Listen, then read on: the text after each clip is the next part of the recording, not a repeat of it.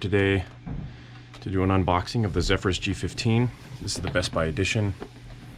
So it comes with the RTX 3070 and 16 gigabytes of RAM.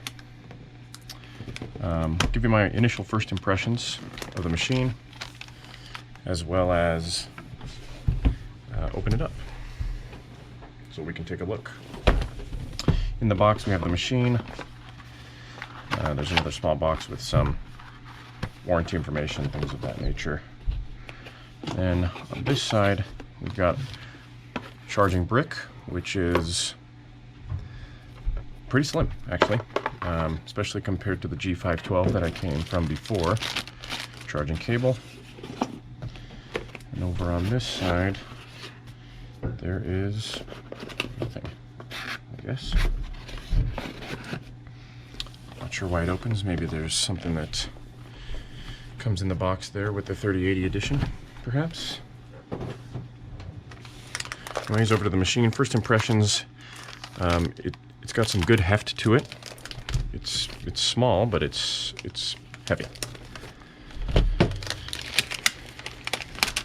Without being overly heavy, I guess I will say.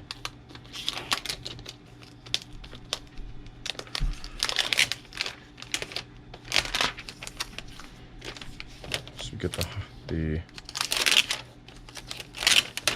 plastic wrap off. One of the first things that I've noticed about this machine, especially in the context of hardware unboxed, is you can see the unrestricted air vents here. Both fans have their own dedicated airflow. We've got the port layout here.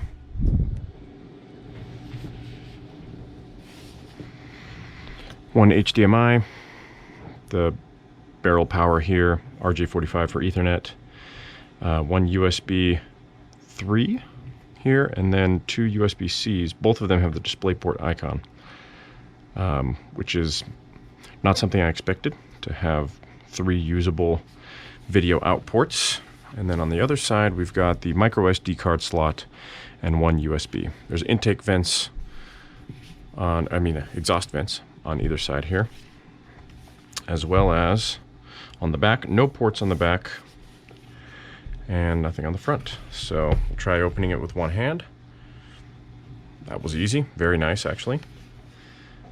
And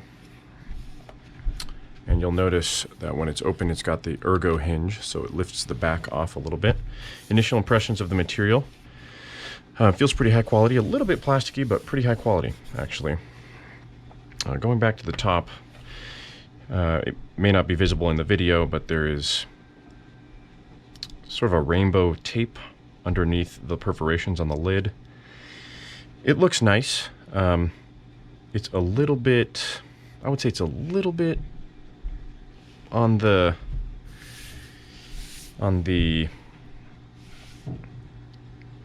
gamery side. I don't know exactly how I want to describe this. It's nice, but it's not, it doesn't feel extremely high-end. It feels a little bit gimmicky. Just a little bit though. Not bad.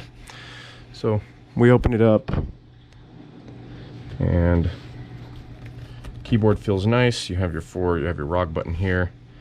And let's fire it up. This is the Ryzen 9 5900HX edition with the RTX 3070. It is an 80 watt 3070, but 100 watts with dynamic boost. So I was a little bit disappointed that it wasn't a 100 watt 3070 with a little bit more boost, given that the power brick is 230 watts. Let me confirm that actually. 200 watts. Interesting. So that's probably why. I thought it was a 230 watt brick.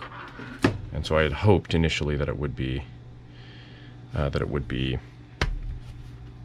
100 watt 3070. Let me grab a screwdriver and let's open it up. So in the past I've had some struggles with Asus laptops having a one longer screw that doesn't come out as easily, so I'll avoid the front corners to start.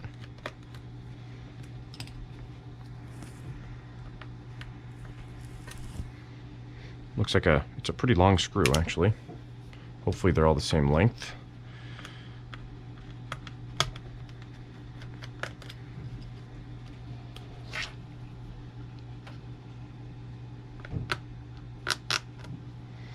That's another long one.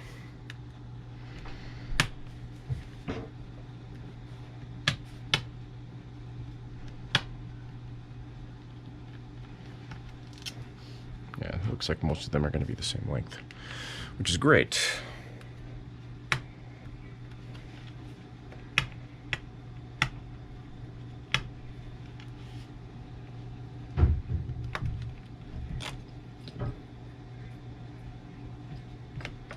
Maybe I should be using a different size here.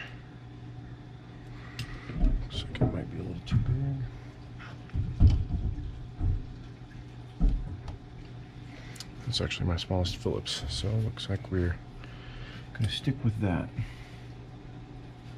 It looks like there are some rubber screw covers here in the center. Yep. That are adhesive, so be cautious of that as you're trying to open it up.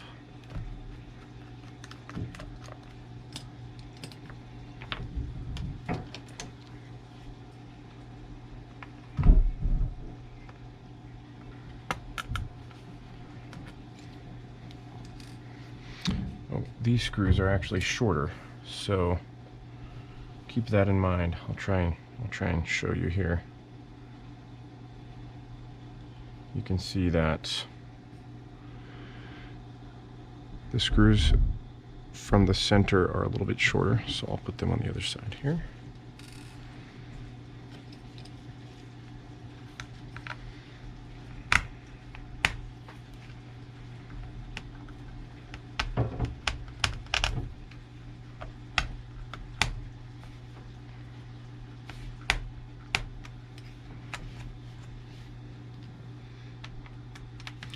I'm not at all a fan of how shallow the screws are. Makes it hard not to lose grip with the screwdriver.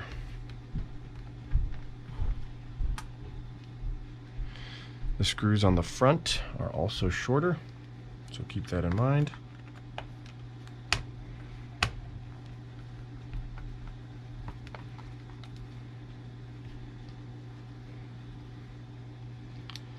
Now we need to get these guys.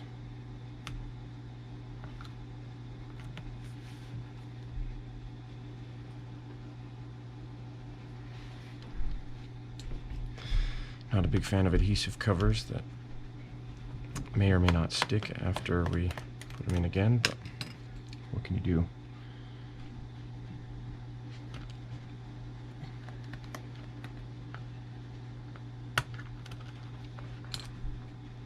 Another short screw there.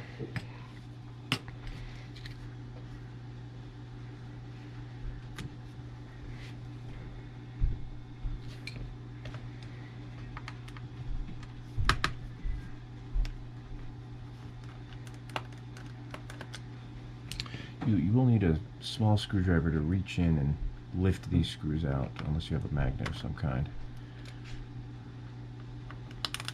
because they, even fully unscrewed, they sit below the edge, bottom edge. Another short screw, and now we've got the corners. So thus far, the 3 center screws and the 2 front screws have been short. This back corner is a long one.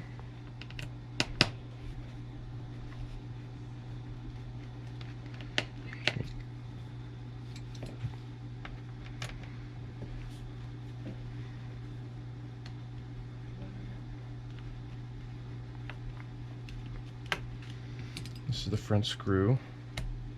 See if this one comes out or not. This could be the anchor screw. It looks like it might be, yeah, because it just continues spinning, so be careful with that screw. You can get it out if you pry really hard, but it's potentially a problem. This front corner screw is also a short one. Let's just triple check here. Yep. And actually it has already raised up this edge for me, so I'll use the spudger here to, I didn't have to do any prying myself. Just unscrew the screw and it will give you that room.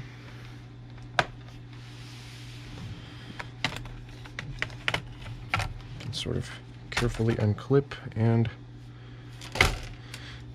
the screw will remove. Interesting, looks like some thermal tape of some kind here. Anyways, we'll set this aside and we can take a look here at the laptop. So 1, 2, 3, 4, 5, 6 heat pipes, which is really nice. You can see the single non-soldered RAM slot. That is an 8 GB Samsung SODIMM. Thermal pad on top of an SK Hynix SSD. This is a 1 TB SSD. There is room here for a second SSD. I know past Strix laptops have required an NVMe and have not supported SATA here. There's no markings that it doesn't support SATA, but I'm not positive. But overall, the cooling system looks really nice. The battery is 90 watt-hours, which is really nice. RAM is upgradable, but at the cost of dual channel. Once you have a different configuration than 8 GB here, you'll lose some of the benefits of dual channel. So really the only strong upgrade you can make here is storage. So I'm going to go ahead and clip the bottom back on and turn it over and fire it up.